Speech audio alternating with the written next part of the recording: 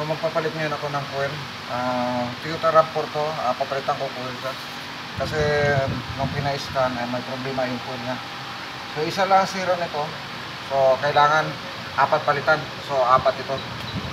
Yan. 4. 4 na coil.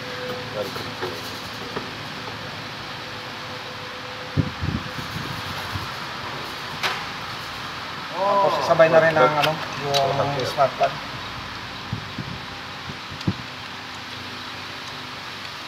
Apat din ang palit ng spark plug nito.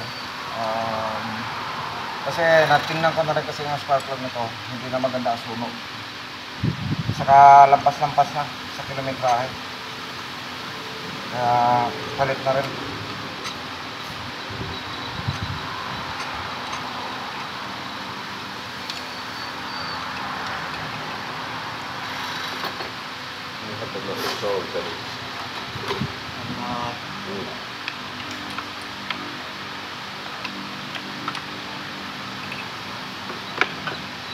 Ito yung spark plug niya, maitim na, hindi na maganda sunog. So yan, nasalpa ko na yung ignition coil, yung 4. Tapos tinanggal na rin yung baterya kasi kailangan i-reset. So ilang minuto bago isalpak yan. Kasi umiilaw ang check engine. Ano to? Toyota RAV4.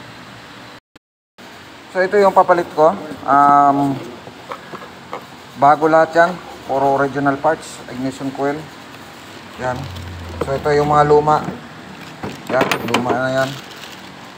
Ito mga original parts, puro bago yan. Ito, puro original parts yan. Tapos ito, spark plug din, original parts. Yan.